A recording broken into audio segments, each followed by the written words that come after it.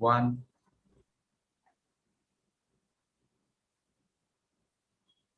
Play. Weekend की शुरुआत cricket की बात के साथ। नमस्कार, आप देख रहे हैं और सुन रहे हैं खेल नीति, क्योंकि आज दिन बहुत बड़ा है। आज आईपीएल सीजन 14 का आगाज हो रहा है और दो बड़ी टीमें आमने सामने होंगी। हम बात कर रहे हैं आरसीबी और मुंबई इंडियंस की, और मुकाबला होगा चेन्नई के मैदान पर। और इस मुकाबले पर दुनिया भर की निगाहें टिकी हैं, क्योंकि रोहित शर्मा और विराट कोहली पिछली बार जब आईपीएल में आमने सामने हुए थे और आईपीएल सीजन 13 खत्म हुआ था, तो कई तरह के विवाद निकलकर सामने आए थे। और इन विवादों का जवाब हालांकि ऑस्ट्रेलिया में नहीं मिल पाया, क्योंकि ऑस्ट्रेलिया में तब एक दूसरे के सामने ये खिलाड़ी नहीं हुए थे। लेकिन इंग्लैंड के साथ जब सीरीज शुरू हुई तो ये दोनों खिलाड़ी आमने सामने हुए, और कुछ मैचों के बाद कंधे से कंधा मिलाकर हिंदुस्तान को तो जिताते नजर आए। लेकिन अब बड़ा सवाल यही है कि क्या अपनी अपनी फ्रेंचाइजी के लिए ये दोनों खिलाड़ी अच्छा प्रदर्शन कर पाएंगे, क्या कुछ टीम कॉम्बिनेशन खिलाएंगे, और क्या होगा पहले मैच में। ये हर किसी के जहन में सवाल है, और इस सवाल का जवाब आज हम जानेंगे। हमारे साथ हमारे क्रिकेट एक्सपर्ट सबा करीम है, पूर्व सेलेक्टर और पूर्व क्रिकेटर।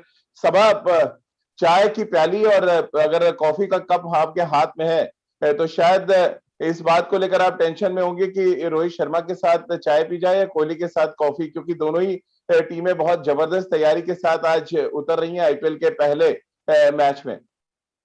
राजीव, जिस तरह से जो अंतर चाय और कॉफी में है, कुछ उसी तरह का अंतर रोहित शर्मा और विराट कोहली के पर्सनालिटी में भी है। और मैं तो हमेशा इसको बड़े पॉजिटिव नजरिए से देखता हूँ कि देखिए, भारतीय टीम के लिए एक प्रकार की ये ब्लेसिंग है, क्योंकि हर जो खिलाड़ी है उसका कैरेक्टर अलग होता है, उसकी पर्सनालिटी अलग होती है, उसके खेलने का ढंग अलग होता है। और यही हम लोगों को देखने को मिलता है रोहित शर्मा और विराट कोहली की पर्सनालिटी में, उनके कैरेक्टर में। और इसी वजह से दोनों ने कम से कम एकजुट होकर भारतीय टीम के लिए सोचना शुरू कर दिया है, और इन दोनों का प्रदर्शन टीम के हित में अच्छा रह रहा है। अब रही आईपीएल की बात, तो यहाँ पर अचानक ही सब कुछ बदल सा जाता है। दोनों जो जो खिलाड़ी हैं वो अलग अलग खेमे में चले जाते हैं, उनकी अप्रोच में बहुत ज़्यादा चेंजेस आ जाता है, और कॉन्ट्रास्टिंग स्टाइल्स है जिंदगी जीने का, क्रिकेट खेलने का, कप्तानी करने का। और इसी वजह से जो कई बार इस तरह की बातें निकल कर आती हैं कि पर्सनालिटी क्लैश है, और वो इंडियन टीम के लिए सही नहीं है। तो ये सारी बातें इसी वजह से निकल कर आती हैं। तो मुझे लगता है कि इससे ज्यादा माउथ वाटरिंग क्लैश या फिर माउथ वाटरिंग आगाज आईपीएल 14 का और नहीं हो सकता है। एक चैंपियन टीम का मुकाबला होने वाला है, एक स्ट्रॉन्ग कंटेंडर में कैप्टन वर्सेस वाइस कैप्टन। इससे बड़ी बात और क्या हो सकती है राजीव।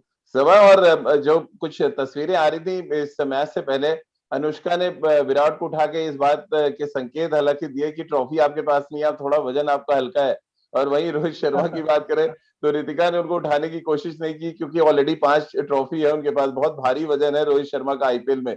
कैसे आप देखते हैं? और रोहित शर्मा ने संकेत भी दिए जब आईपीएल शुरू हो रहा था, 5 कप रख के उन्होंने एक विज्ञापन में कहा कि छठे कप का इंतजार है, यानी कि वो हैट्रिक लगाने वाले पहले कप्तान बन सकते हैं। और शुरुआत अगर बेहतर होती है तो शायद कहते हैं हमेशा कि आगाज अच्छा है तो फिर आपका अंजाम भी अच्छा होगा।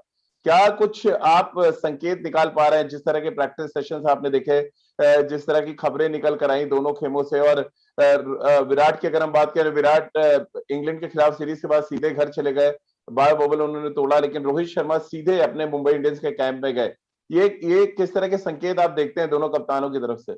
देखिए, मुंबई इंडियंस की जो टीम है एक पूरी तरह से कंप्लीट टीम है। उनको मालूम है कि विनिंग फार्मूला क्या है, सक्सेस किस तरह से अचीव करना है। उनके पास भरपूर आत्मविश्वास है, और आत्मविश्वास इस वजह से है कि उनके पास शानदार मैच विनिंग रिसोर्सेज है। उनके जो ओवरसीज प्रोफेशनल्स हैं वो काफ़ी सालों से इस टीम के साथ जुड़े हुए हैं, और ज़्यादा चेंजेस देखने को मिलता नहीं है मुंबई इंडियंस के उनकी टीम में। उनकी जो ऑक्शन होती है, जो जिस तरह के खिलाड़ी को वो खरीदते हैं, वो बहुत सोच समझ कर खरीदते हैं। उदाहरण के तौर पर जिस तरह से उन्होंने इस बार पीयूष चावला को लिया है, कि उनको लगता है कि एक और लेग स्पिनर अगर उनकी टीम में रहेगा तो उसका वो फायदा उठा सकते हैं। अब कब उनकी जरूरत पड़ेगी ये समय बताएगा। तो मुझे लगता है कि उनकी कंप्लीट टीम है, और इसी वजह से रोहित शर्मा का अप्रोच भी कुछ अलग किस्म का रहता है। वो एक इस प्रकार के कप्तान है कि पूरी छूट देते हैं प्लेयर्स को अपने आप को एक्सप्रेस करने के लिए। और उसके साथ साथ एक स्ट्रॉन्ग कैप्टन भी हैं राजीव। वो बहुत ज्यादा स्ट्रॉन्ग डिसिप्लिन के ऊपर विश्वास रखते हैं। आपने देखा होगा ये जो हाल ही में इंग्लैंड के विरुद्ध जो श्रृंखला हुई थी, वहां पर हार्दिक पांड्या को अगर एक खिलाड़ी समझ सकता और एक खिलाड़ी अगर कंट्रोल कर सकता है तो वो है रोहित शर्मा। जिस तरह से उन्होंने फील्डिंग करते समय हार्दिक पांड्या से बात की, सबको मालूम हो जाता है। क्या सबा हम कह सकते हैं, दो अलग तरीके के रिंग मास्टर होंगे मैदान पे? एक प्यार से फुसला के अपनी टीम को मैनेज करता है और दूसरा अपनी बॉडी लैंग्वेज से, अपने एग्रेशन से टीम को मैनेज करता है। दो अलग तरीके के रिंग मास्टर नजर आएंगे। हाँ, दोनों का जो सक्सेस रेशियो है, कम से कम अंतर्राष्ट्रीय क्रिकेट में तो विराट कोहली का अच्छा आईपीएल में नहीं रहा है। पर दोनों की अलग अलग स्टाइल है कप्तानी। सबा बड़े जबरदस्त आंकड़े हैं विराट कोहली के। मैं इसमें आगे आऊंगा और मैं जो हमारे फैंस हैं जो हमारे साथ जुड़े हुए हैं उनको भी जान के आश्चर्य होगा कि रोहित शर्मा ने बैटिंग डिपार्टमेंट में लगभग हर जगह विराट के पीछे खड़े हुए हैं। और इन आंकड़ों पर आगे बात करेंगे, लेकिन अभी रिंग मास्टर पे जरा आप बताएं कि कौन सा रिंग मास्टर ज्यादा आपको बेहतर लग रहा है, गुस्से वाला या प्यार से बात करने वाला? मुझे पता नहीं क्यों ऐसा लगता है राजीव के T20 एक बहुत ही एक्साइटिंग प्रोस्पेक्ट होता है, बहुत ही टेंशन वाला ये फॉर्मेट होता है। यहाँ पर अगर आप शांत स्वभाव के साथ कप्तानी करेंगे तो फिर जो आपके जो प्लेयर्स रहते हैं, जो कलीग्स हैं आपके, उनको भी लगता है कि कप्तान कंट्रोल में है। कई बार मुझे लगता है कि T20 में विराट कोहली को अपना जो टेंडेंसी है, जो उनको एक्साइटमेंट लेवल है, जो एग्रेशन है, अगर वो थोड़ा बहुत नीचे ले आएंगे तो मुझे लगता है उससे टीम को फायदा मिलता है। कई बार विराट कोहली की कप्तानी इतनी ज्यादा एग्रेसिव हो जाती है कि स्टेक्स को बहुत ज्यादा ऊपर बढ़ा देते हैं और प्लेयर्स का दबाव बढ़ता जाता है। रोहित शर्मा में इस तरह की बात नजर नहीं आती है। बहुत ज्यादा शांत स्वभाव से प्लेयर्स से बात करते हैं और विश्वास दिखाते हैं प्लेयर्स के ऊपर। तो थोड़ा बहुत मुझे लगता है कि ये परिवर्तन विशेष करके T20 के फॉर्मेट में विराट कोहली की कप्तानी में अगर नजर आने लगेगा तो उनकी टीम के लिए भी अच्छा होगा और उनके लिए भी अच्छा होगा। बिल्कुल। और अगर हम सबा बात करें, क्योंकि ज्यादातर मौकों पे आप दोनों रोहित और विराट के साथ होते हैं, लेकिन अगर आपके सामने वड़ा पाव का रख दें ऑप्शन और छोले भटूरा खाने का सुबह सुबह नाश्ते में, तो आप किसके साथ जाएंगे? इससे ही फैंस को पता चल जाएगा कि आप किसके साथ हैं शुरुआती लम्हों में। एक्चुअली मैं दोनों में से कोई भी चीज खाता नहीं हूँ ब्रेकफास्ट पे राजीव। मेरा बड़ा ही सरल सा ब्रेकफास्ट होता है, मैं टोस्ट और अंडा खा लेता हूँ बस। पर अगर आप कप्तानी के बारे में देखें तो अगर मुझे टेस्ट बता दें, टेस्ट से पता चल जाएगा कि टेस्ट क्या अच्छा लगता है वो। मुझे तो वड़ा पाव ही सही सही लगेगा राजीव। पर मैं अपने आप को, अगर मैं किसी टीम में जाना चाहूंगा, अगर मुझे ऑप्शन दिया गया कि आप किसकी कप्तानी में खेलना चाहेंगे, तो मैं बोलूंगा रोहित शर्मा की कप्तानी में।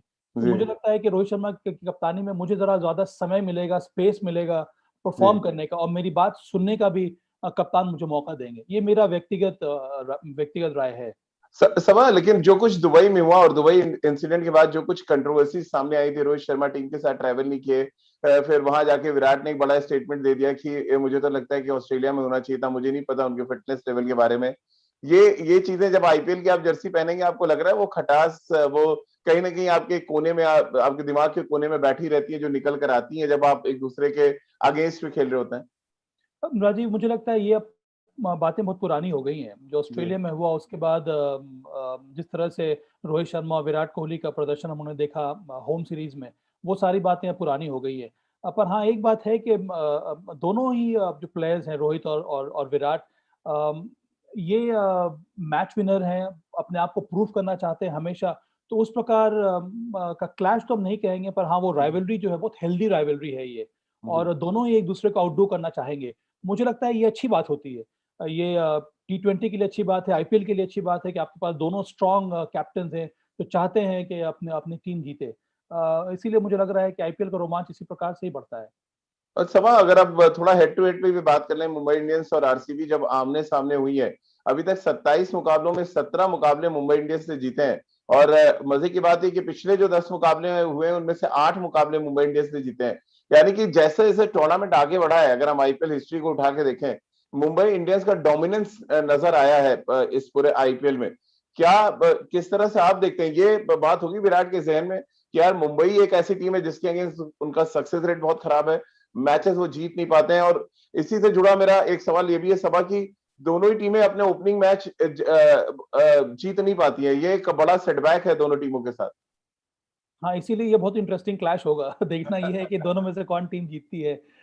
देखिए, ये बातें जो हैं दिमाग में जरूर चलती हैं, और इसी प्रकार की आप स्ट्रैटेजी बनाते हैं राजीव। आरसीबी यहाँ पर यही स्ट्रैटेजी बना रहा होगा कि मुंबई इंडियंस को अगर वो हरा देते हैं तो आप सोचिए उनका आत्मविश्वास कितना ज्यादा बढ़ जाएगा, उनके जो कॉम्बिनेशन के ऊपर उनका विश्वास बढ़ जाएगा। तो बहुत सारी बातें जो हैं इर्द गिर्द जुड़ी रहती हैं एक एक एक एक, एक विनिंग स्टार्ट के साथ। तो इस पर ज़रूर ध्यान रहेगा आरसीबी का।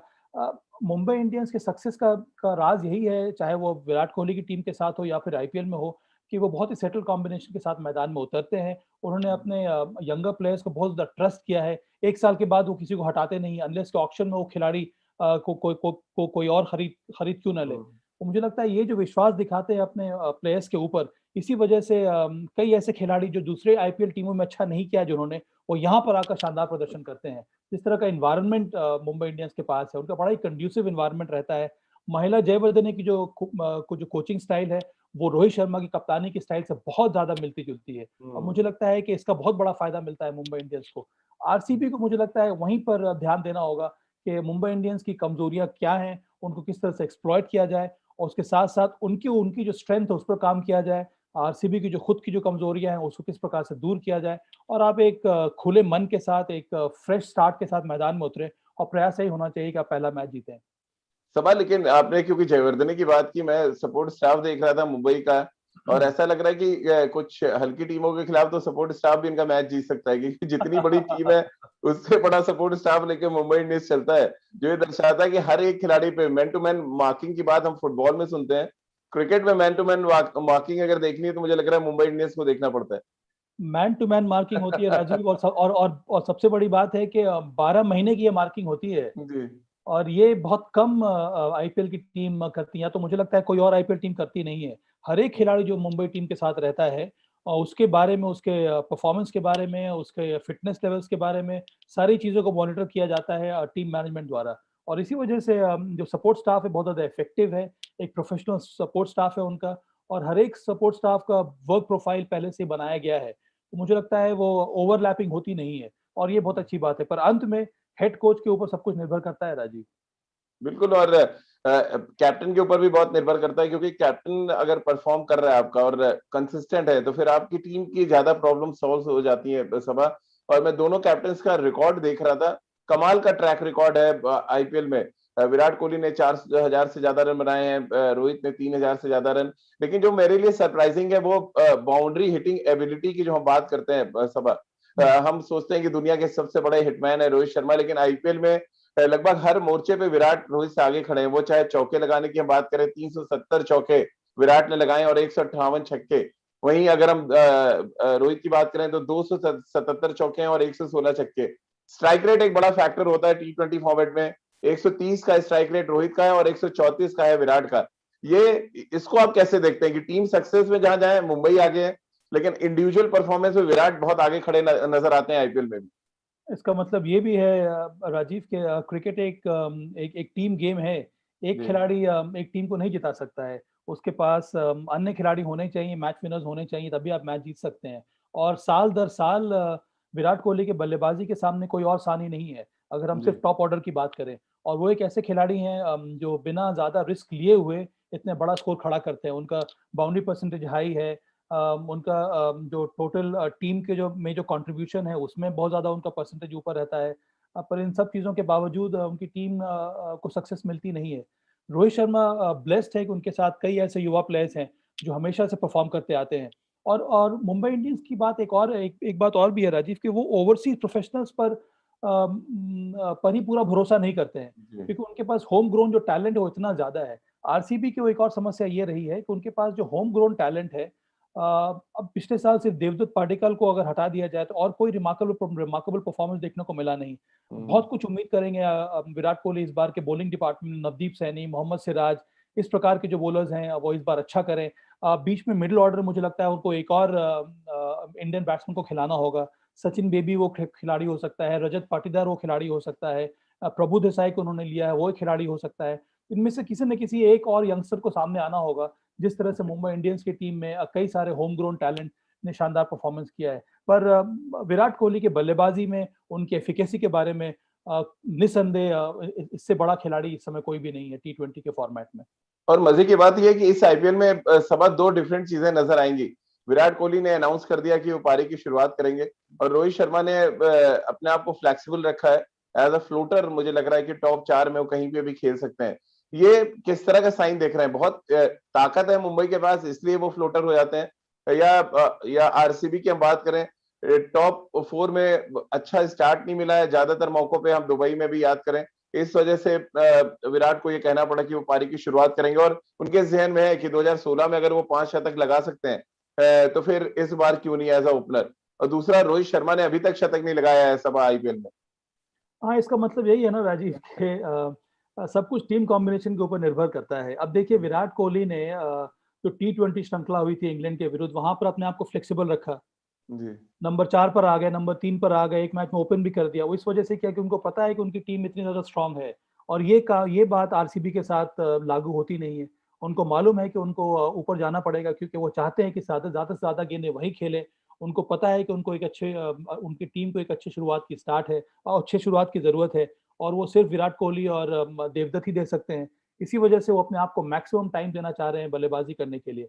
दूसरी तरफ है रोहित शर्मा, उनको पता है वो नंबर 4 पर आएंगे, कोई फर्क पड़ता नहीं है। उनके पास ओपनर्स हैं, डिकॉक है, ईशान किशन है। अगर ओपन करते हैं तो नंबर 3 पर सूर्य कुमार यादव आ सकते हैं, नंबर 4 पर ईशान किशन आ सकते हैं। तो कई सारे विकल्प हैं यहाँ पर रोहित शर्मा के साथ, और इसी वजह से मजबूत है मुंबई इंडियंस की टीम। पर मुझे लगता है ये बहुत ही स्ट्रांग मूव है विराट कोहली का राजीव। ये जी, स्ट्रांग मैसेज है हर सिग्नल एक है, टीम। एक सिग्नल हाँ, दिया उन्होंने एक बहुत तरीके ज्यादा, से बहुत कि ज्यादा मैं हर एक टीम के लिए अकेले लेके ये बहुत चलूंगा बड़ा टीम को। सिग्नल है कि जी मैं एक कप्तान हूं, मैं एक बहुत बड़ा कप्तान हूं। मैं इस बार दिखाने वाला हूं कि मैं टीम के लिए खेलूंगा, मैं बड़ा स्कोर खड़ा करूंगा, और मेरी टीम में वो दमखम है इस बार आईपीएल जीतने का। तो ये लेकिन बहुत वो ही स्ट्रॉन्ग मैसेज दिया है। सभा, लेकिन ये दमखम इसलिए भी दिखाना पड़ेगा कि फैंस की निगाहें वो शतक ढूंढ रही है पिछले 1.5 साल से। मुझे याद आ रहा है बांग्लादेश के खिलाफ जो शतक लगा, उसके बाद कोरोना काल आया, और कोरोना काल के बाद जब क्रिकेट शुरू हुई तब से विराट लग रहा है मानो शतकों का जो वैक्सीन लगाना चाहिए वो भूल गए हैं। कोरोना का वैक्सीन तो आ गया, शतक का वैक्सीन आज लगेगा, क्या लग रहा है आपको? देखिए मतलब जो भी कह ले विराट कोहली प्रेस कॉन्फ्रेंस में कि नहीं नहीं शतक नहीं लग रहा है, उनको उनको फर्क पड़ता जी नहीं है, टीम जीत रही है, पर अंत में एक बड़े खिलाड़ी को फर्क पड़ता है। जी चाहे वो सचिन तेंदुलकर हो, या फिर उसके पहले सुनील गावस्कर हो, या फिर इस समय विराट कोहली क्यों ना हो। और ये एक मेरा व्यक्तिगत अनुभव भी रहा है कि कई बार 70-80 करने के बाद या फिर 90 करने के बाद अगर कोई खिलाड़ी आउट हो जाता है, मेरे साथ भी हुआ है राजीव, तो लगता है ये क्या हो गया। इसके पहले तो कभी मैं अटकता नहीं था 90s में या हम्म फिर 80s में। ये अचानक क्या हो रहा है कि मैं 80s 90s में अटक जा रहा हूँ, अच्छा खेलने के बावजूद मैं अटक जा रहा हूँ। तो ये बातें दिमाग में चलती रहती हैं। तो मुझे लगता है कि विराट कोहली कुछ अलग प्रकार की स्ट्रेटजी जरूर बना के आएंगे कि अगर वो 70-80 बना लेते हैं तो उसके बाद उनका क्या फॉर्मूला होना चाहिए 100 अचीव करने के लिए। बस एक 100 की जरूरत है, फिर से वो रेलगाड़ी जो है पटरी पर आ जाएगी। पर ये एक सोचने वाली बात जरूर है विराट कोहली के लिए। बिल्कुल, वो वैक्सीन आज लगा के आते नहीं, ये देखना पड़ेगा। बहरहाल थोड़ा हेड टू हेड का एक आखिरी सवाल और है, फिर हम टीम कॉम्बिनेशन पे जाएंगे सबा। और ये हेड टू हेड में मुंबई इंडियंस 118 मैच ओवरऑल जीती है आईपीएल में। और अगर हम आरसीबी की बात करें तो 89 मैचेस उन्होंने ओवरऑल आईपीएल हिस्ट्री में जीते हैं। यानी कि ये जो फासला है वो थोड़ा सा कम करती हुई आरसीबी नजर आती है। और उसके पीछे के रीजन ये कि 3 फाइनल आरसीबी ने भी खेले हैं, फाइनल मुंबई इंडियंस से भी खेले हैं, यानी कि मैचेस ज्यादा मिले हैं दोनों टीमों को। शुरुआत भले ही अच्छी ना हो, लेकिन डीजल इंजन की तरह एक बार गर्म हो गया तो फिर उस टूर्नामेंट में अच्छा करेंगे। हाँ तो हाँ क्या वो डीजल इंजन दोनों, क्योंकि डीजल इंजन में इसलिए कह रहा हूँ कि स्टार्ट बड़ा खराब होता है दोनों का। हाँ, पर इस बार डीजल इंजन को में आरसीबी को सामने आना पड़ेगा, क्योंकि उनको लगता है कि जी। डीजल इंजन से उनको परिवर्तन करना पड़ेगा कोई अच्छे वाले टेक्नोलॉजी में राजीव, क्योंकि इस तरह का काम चलने वाला क्या नहीं है। बुलेट ट्रेन एक किसी को बनाना पड़ेगा हाँ, आप कह रहे खास करके आरसीबी को, क्योंकि देखिए मुंबई इंडियंस हैं? के पास डेप्थ है। वो इस प्रकार उनको मालूम है कि अगर उनका एक दो मैच खराब भी चला जाता है तब भी वो वापसी कर सकते हैं। जी जी आरसीबी के लिए समस्या ये है कि उनकी शुरुआत अगर अच्छी नहीं हुई तो पूरा का पूरा जो ड्रेसिंग रूम है वो नीचे आ जाता है, फिर वहां से उभरना उनके लिए बड़ा कठिन हो जाता है। तो आरसीबी ये अफोर्ड नहीं कर सकता है कि वो स्लो शुरुआत करें और फिर वो रिकवर करें। उनके पास उनकी टीम में वो गहराई नहीं है, और जी इसीलिए मुझे लगता है कि विराट कोहली और उनकी टीम के लिए बहुत जरूरी है कि वो एक बुलेट ट्रेन की तरह ही शुरुआत करें, तभी जी वो प्लेऑफ्स में क्वालिफाई करेंगे और तभी उनके चांसेस बढ़ जाएंगे जीतने के।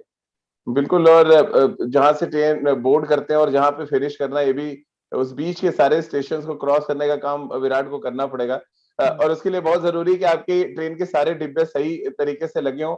और जो आप 11 डिब्बे उतारेंगे आज मैदान पर, उन 11 डिब्बों पे सबकी निगाहें भी होंगी। हम्म, आरसीबी और मुंबई इंडियंस की अगर हम बैलेंस वाइज जाएं, तराजू पे रखें पहले टॉप 3 बैट्समैनों को, सब अगर हम मुंबई इंडियंस की तरफ से जाएं, क्विंटन डिकॉक और उनके साथ रोहित शर्मा एंड देन सूर्य कुमार यादव। हम्म, हम इधर अगर आते हैं आरसीबी की तरफ, तो विराट कोहली, देवेंद्र पडिक्कल अगर फिट हुए तो, और उसके बाद नंबर 3 पे हम यहाँ पर एबी डिविलियर्स को देख सकते हैं। कैसे आप देख रहे हैं दोनों टीमों के पहले टॉप 3 बैट्समैन है वो? मुझे लगता है कि आईपीएल में कि अगर दृष्टिकोण से देखा जाए राजीव, तो मुंबई का टॉप ऑर्डर ने बहुत कुछ अकॉम्प्लिश किया है। रोहित शर्मा, डिकॉक एक स्वॉश बकलिंग प्लेयर हैं, उसके साथ नंबर 3 पर अगर सूर्य कुमार यादव आते हैं तो जिस तरह धमाकेदार एंट्री उन्होंने अंतर्राष्ट्रीय क्रिकेट में की है, उससे उनका विश्वास और भी बढ़ जाएगा। और वो एक ऐसा खिलाड़ी है जो पेस बॉलर्स के सामने भी पावर प्ले में शानदार बल्लेबाजी कर सकता है, स्पिनर्स को वो आसानी से बड़े बड़े शॉट्स उनके सामने वो लगा सकता है। तो मुझे लगता है कि बहुत फॉर्मिडेबल है मुंबई इंडियंस की टीम। पर आरसीबी का जो टॉप ऑर्डर है वो बहुत ज्यादा स्ट्रांग है, क्योंकि विराट कोहली, मुझे लगता है कि एबी डिविलियर्स को नंबर 3 पर आना ही होगा बल्लेबाजी करने के लिए। जी। मेरे साथ एबी डिविलियर्स के सामने बस एक ही सवाल है कि जिस तरह का मैच रन चेस करते समय विराट कोहली का कंट्रीब्यूशन रहता है, उस तरह का कंट्रीब्यूशन एबी डिविलियर्स के बल्लेबाजी में नहीं है। हालांकि टारगेट को सेट करने के लिए एबी डिविलियर्स का नंबर सबसे एक पर है। उनसे अच्छा खिलाड़ी कोई नहीं होगा आरसीबी के लिए टारगेट को सेट करने के लिए। पर रन चेज मुझे लगता है कि उनको और ज्यादा मेहनत करनी होगी एबी डिविलियर्स को, ताकि वो विराट कोहली के कदम में कदम साथ निभाएं। मैच जीतने के लिए बहुत जरूरी है कि आपको टारगेट चेस करना होगा, और चेस करते समय मुझे लगता है कि एबी डिविलियर्स को और ज्यादा मेहनत करनी होगी। वो जो पोटेंशियल है उनके अंदर, उसको अचीव करने के लिए, जो विराट कोहली के अंदर नजर आता है राजीव। सवाल, लेकिन अब जो सबसे मजबूत पहलू है मुंबई इंडियंस का, वो है कि जिस नंबर पे ईशान किशन और पोलार्ड खेलते हैं, उस नंबर पे अगर हम आरसीबी के लिए जाएं तो फिन एलन उनके पास नजर आते हैं, और देन अजहरुद्दीन को उनको खिलाना पड़ेगा, जिन्होंने विजय हजारे ट्रॉफी में बहुत शानदार प्रदर्शन किया, मुश्ताक अली में बहुत अच्छा किया है। कैसे आप देख रहे हैं यहाँ पे बड़ा एज ले जाती है मुंबई यहाँ पे ईशान किशन और पोलार्ड के साथ? बहुत ज्यादा मिडिल ऑर्डर मुंबई का बहुत स्ट्रांग है, और वो फ्लेक्सिबल मिडिल ऑर्डर है राजीव। एक तरफ ईशान किशन, मुझे लगता है उनको नंबर 4 पर आना चाहिए बल्लेबाजी करने के लिए। नंबर 4 पर पोलार्ड, या फिर फ्लोटिंग अगर वो बैटिंग ऑर्डर रखेंगे तो हार्दिक पांड्या भी नंबर 5 पर आ सकते हैं। पोलार्ड को और ज्यादा नीचे आदमी रोहित शर्मा ढकेल सकता है। तो ये जो मिडिल ऑर्डर है वो डिसाइड करता है कि टारगेट कितना सेट कर सकती है टीम, क्योंकि मिडिल ओवर्स में अब कंसोलिडेट करने की बात होती नहीं है। अब आपको ऐसे प्लेयर्स चाहिए जो बाउंड्री हिटर्स हों, जो 6 हिटर्स हैं, और इसमें ईशान किशन हो या पोलार्ड हो या फिर हार्दिक पांड्या क्यों ना हो, इन तीनों में वो 6 हिटिंग एबिलिटी है, चाहे वो स्पिनर्स के विरुद्ध हो या फिर सीमर्स के विरुद्ध हो। पावर प्ले खत्म हो जाए फर्क पड़ता नहीं है। 10 से अगर आप 4 ओवर का भी ब्लॉक ले ले राजीव, वहां पर भी मिडिल ओवर की जो अहमियत है बहुत ज्यादा हो जाती है।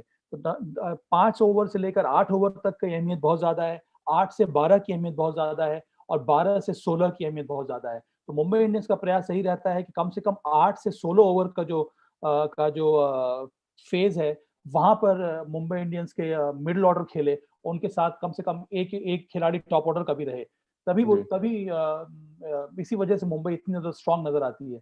आरसीबी की साथ समस्या ये है राजीव कि वो नए खिलाड़ी को ट्राई करेंगे इस समय। फिन एलन का आपने नाम लिया, शानदार उन्होंने प्रदर्शन किया था बांग्लादेश के विरुद्ध। वो T20 मैच था, वो T10 मैच हो गया अंत में, वहां पर बेहतरीन बल्लेबाजी की थी उन्होंने, 71 रन बनाए थे, और उनके ऊपर बहुत ज्यादा विश्वास दिखा रही है आरसीबी की टीम।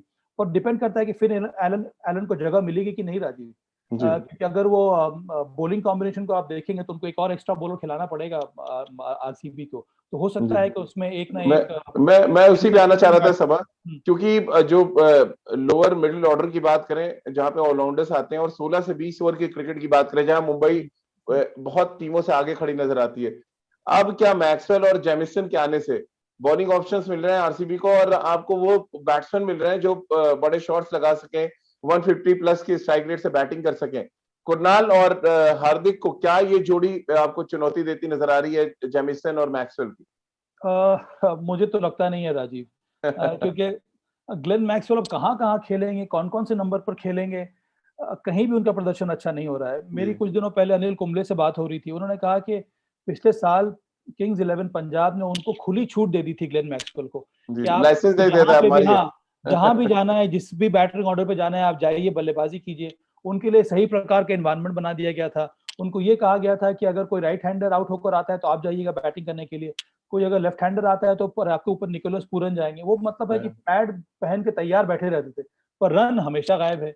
और तो आप इस प्रकार के प्लेयर के ऊपर विश्वास दिखा ही नहीं सकते हैं। दूसरी छोर आपके पास हार्दिक पांड्या और कुणाल है, दोनों ने शानदार प्रदर्शन किया, दोनों के दोनों मैच विनर्स हैं और ये एक बहुत बड़ा एडवांटेज है यहाँ पर मुंबई इंडियंस के लिए राजीव। बिल्कुल। और अगर हम अब थोड़ी स्पिन डिपार्टमेंट पे जाएं, यहाँ पर यजवेंद्र चहल और वॉशिंगटन सुंदर, वहीं हम दूसरी तरफ जाएं तो वहां पर थोड़ा लैक आपको कर लग रहा है मुंबई कर रही है। राहुल चहर और पीयूष चावला में से कोई एक खेलेगा और जयंत यादव को इसलिए खिलाना पड़ेगा क्योंकि मैच आप चेन्नई में खेल रहे हैं, एक ऑप्शन आपको चाहिए एक्स्ट्रा स्पिन डिपार्टमेंट में। आप दोनों लेग स्पिनर्स के साथ जाएंगे सभा, राहुल चहर और पीयूष चावला, या आप जयंत यादव के साथ जाएंगे जो थोड़ी बैटिंग कर लेते हैं? मैं जो आरसीबी का जो बैटिंग कॉम्बिनेशन उसको मैं देख रहा हूँ राजीव। यहाँ पर आपके पास लेफ्ट हैंडर्स है नहीं टॉप ऑर्डर में। अगर आप देखें तो विराट कोहली हैं, सिर्फ देवदत्त को आप निकाल दीजिए तो फिर AB de Villiers, Glenn Maxwell, Dan Christian, ये सब के सब राइट हैंडर्स हैं। सिर्फ वॉशिंगटन सुंदर वहां पर हो सकता है उनको ऊपर भेजा जाए। तो जयंत यादव एक अच्छे ऑप्शन होंगे क्योंकि पिछला साल उनका अच्छा रहा था, उनके पास वो कंट्रोल है, अच्छी फाइनल मैच भी खिलाया गया था उनको। फाइनल मैच भी खिलाया गया तो वो एक स्ट्रॉन्ग बॉलिंग कॉम्बिनेशन होगा मुंबई इंडियंस के लिए। मुंबई इंडियंस को लगता है कि चेन्नई के विकेट पर उनको स्पिनर की जरूरत पड़ेगी, तो एक तरफ राहुल चहर और दूसरी तरफ जयंत यादव को मैं भी एक्सपेक्ट कर रहा हूँ टीम में, क्योंकि ये क्योंकि दो लेफ्ट हैंडर्स हैं आरसीबी की टीम में, देवदत्त और वॉशिंगटन सुंदर। पर अगर जयंत यादव को नहीं खिलाया जाए तो एक और ऑप्शन रहेगा आरसीबी के पास कि वो केन रिचर्डसन को खिला सकते हैं, एक और एक्स्ट्रा सीमर को राजीव, और डैन क्रिस्टियन को खिलाएंगे वो जरूर, क्योंकि डैन क्रिस्टियन एक ऑलराउंडर है जो वो ऑलराउंडर के स्लॉट की भरपाई जरूर कर सकते हैं। जी, भारत के 3 सबसे तेज गेंदबाज इस मैच में खेलते नजर आएंगे। जसप्रीत बुमराह मुंबई इंडियंस के लिए, नवदीप सैनी और सिराज आरसीबी के लिए। ये भी एक अच्छा दिलचस्प मुकाबला होगा। सबा और ट्रेंट बोल्ट का साथ मिलेगा जसप्रीत बुमराह को, तो ये थोड़ा सा एडेड एडवांटेज है एक लेफ्ट आर्म सीमर होने का। इस बार अगर आपने देखा होगा राजीव के हर एक आईपीएल टीम ने बहुत सारे पैसे में कई सारे लेफ्ट आर्मर्स को खरीदा है। हमारे होम मैं भी लेफ्ट आर्म करता था लेकिन सबा लेफ्ट स्पिनर था। पर स्पिनर का कोई चांस नहीं है राजीव अब। लेफ्ट आर्म सीमर बहुत सारे लिए गए हैं। मुंबई इंडियंस ने एक यंग सीमर को लिया है, मार्को जेंसन को, जो भी लेफ्ट आर्म सीमर है। आरसीबी ने डैनियल सैम्स को लिया था जो हाईएस्ट विकेट टेकर थे 2019 बिग बैश में। अनफॉर्चुनेटली वो नहीं खेल पाएंगे क्योंकि उनको कोविड हो गया है, हो सकता है कुछ दिनों के बाद वो वापस आ जाए। तो लेफ्ट आर्म सीमर का अगर आपके टीम में है तो उसका एडवांटेज बहुत ज्यादा मिलता है। तो उस हिसाब से देखा जाए तो मुंबई की जो बॉलिंग यूनिट है, जो पेस बॉलिंग यूनिट है, बहुत ज्यादा स्ट्रांग है। जसप्रीत बुमराह और उसके साथ साथ ट्रेंट बोल्ट। दूसरी तरफ जो दो स्पीडस्टर्स हैं आरसीबी के, वो है मोहम्मद सिराज और नवदीप सैनी। मुझे लगता है दोनों को मौका मिलना चाहिए क्योंकि दोनों के पास अब अनुभव हो गया अंतर्राष्ट्रीय क्रिकेट का, और विराट कोहली ने उनके ऊपर, इन दोनों के ऊपर विश्वास दिखाया है अंतर्राष्ट्रीय क्रिकेट में। तो मुझे लगता है वही सिलसिला यहाँ पर भी देखने को मिलेगा। पर अभी भी बहुत कुछ सीखने को बाकी है सिराज और नवदीप सैनी को टी20 के फॉर्मेट में राजीव। सभा क्योंकि अब से कुछ ही देर बाद मैच भी शुरू होगा, क्योंकि ग्रैंड ओपनिंग हो नहीं सकती खाली स्टेडियम में, लेकिन टॉस एज यूजुअल बहुत इंपॉर्टेंट हो जाता है। चेन्नई के अगर रिकॉर्ड हम देखें 2019 में जो 8 मैच खेले गए उनमें से 50% मैच पहले बैटिंग करने वाली ने जीता और 50% मैच बाद में बैटिंग यानी रन चेस करने वाली टीम ने जीता। अब ऐसे में डायलेमा होगा रोहित शर्मा और विराट के लिए। आपको लग रहा है कि चेन्नई में क्या किया जाए और स्पिनर्स बढ़ाए जाए, रन चेस किया जाए? पहला मैच एक बड़े टूर्नामेंट का, टॉस कितना इंपॉर्टेंट देख रहे हैं ऐसे में? टॉस इंपॉर्टेंट होगा राजीव। मुझे लगता है कि दोनों ही टीम प्रेफर करेगी चेस करना, क्योंकि बहुत दिनों के बाद यहाँ पर चेन्नई में मैच हो रहा है। ये कहना बड़ा कठिन होगा दोनों ही टीमों को कि विकेट किस तरह से बिहेव करेगा। एक और बात ये भी है राजीव कि इस साल डोमेस्टिक क्रिकेट हुआ नहीं है, बहुत कम मैचेस हुए हैं। तो चेन्नई का विकेट हो या फिर मुंबई का वानखेड़े का विकेट हो, यहाँ पर ओवर यूज हुआ नहीं है। जनरली इस आईपीएल शुरू होने तक बहुत सारे डोमेस्टिक मैचेस हर एक बड़े बड़े वेन्यूज में हो चुके होते हैं, और इसी वजह से विकेट ड्राई हो जाता है। और आईपीएल शुरू होने तक या फिर मिड आईपीएल में विकेट बहुत ज्यादा टर्न लेने लगता है, पर इस तरह का विकेट इस बार देखने को मिलेगा नहीं। मुझे लगता है कि स्पिनर्स के लिए उतना आसान नहीं होगा परचेज मिलना चेन्नई के विकेट में। तो ये भी ध्यान में जरूर होगा रोहित शर्मा, विराट कोहली के ऊपर जब वो जाएंगे टॉस करने के लिए। पर आइडियली मुझे लगता है कि टीम प्रेफर करेगी यहाँ पर चेस करना। सभा चलते चलते एक आखिरी सवाल, और ये सवाल इसलिए जहन में है क्योंकि कोरोना के बढ़ते प्रकोप की वजह से नाइट कर्फ्यू लगा दिया गया है ज्यादातर शहरों में। क्रिकेट जो होगी वो खाली स्टेडियम में होगी। लोगों से इस बात की गुजारिश भी की जा रही है कि आप जाएं और वैक्सीन लगवाएं। लेकिन अगर आप घर में रहकर और हमारी जो कंट्री है जो एफर्ट कर रही है उसको अगर आपको सहयोग देना है, आपको लग रहा है IPL is the best option? एक क्रिकेट वैक्सीन आ चुकी है, जो आप घर बैठे रोज ले सकते हैं। आप घर में रहेंगे तो लोगों से कम मिलेंगे और एक जो स्प्रेड होने की संभावना इस समय हो रही है उसको विराम लगा सकते हैं। आइडियल आप देख रहे हैं आईपीएल को, खिलाड़ी जरूर खतरे में होंगे, लेकिन अगर हम बड़े कैनवास पे देखें तो एक अच्छी चीज है कि आप वीकेंड पे 4 बजे से घर पे रह सकते हैं और जब डेज मैचेस हैं तो फिर आप 8 बजे से नाइट कर्फ्यू का पूरा मजा उठा सकते हैं। हाँ राजीव, बहुत बड़ी बात है ये, क्योंकि जी। ये जिस तरह से दूसरा वेव या तीसरा वेव भारत में देखने को मिल रहा है कोविड का, उसके लिए एक अलग प्रकार की लड़ाई हम लोग को लड़नी होगी, जी। जिसके लिए बहुत ज़रूरी है कि हम सब लोग घर में ही रहें। और घर में अगर आप रह रहे हैं तो इससे बड़ा एंटरटेनमेंट क्या हो सकता है। आप जी। पूरे परिवार के साथ एकजुट होकर आप इस प्रकार के मैचेस देख सकते हैं, जहाँ पर अपनी आप टीम को आप सपोर्ट कर सकते हैं।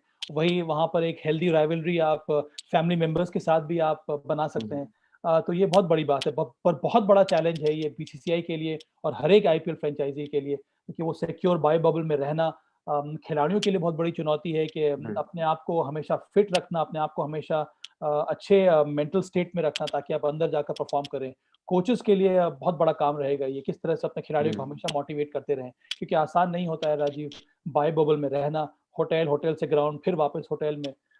तो मुझे लगता है कि बहुत बड़ा चैलेंज है ये, और मुझे पूरा विश्वास है और मेरी उम्मीद है, मेरी दुआएं हैं आईपीएल फ्रेंचाइजीज के साथ, प्लेयर्स के साथ, बीसीसीआई के साथ, कि ये जो आईपीएल 14 का जो सत्र है ये सफल रहे और बिना किसी इंसिडेंट के ये इस बार कंप्लीट हो जाए। पर हैट्स ऑफ टू बीसीसीआई, अब बहुत बड़ा मौका है ये हम सब लोगों के लिए, घर पे बैठिए और भाई मजा लूटिए T20 का। बिल्कुल, और मैदान पर जो भी रणनीति बन रही है उसको आप टीवी पे देखें और उसके बाद खेल नीति सबा और मेरे साथ जरूर सुने। हमारे साथ इस आईवीएम पॉडकास्ट में बहुत बहुत शुक्रिया सबा हमारे साथ जुड़ने के लिए और क्रिकेट की तमाम अपडेट्स देने के लिए। तो आज की हमारी इस चर्चा में फिलहाल इतना ही। Thank you so much.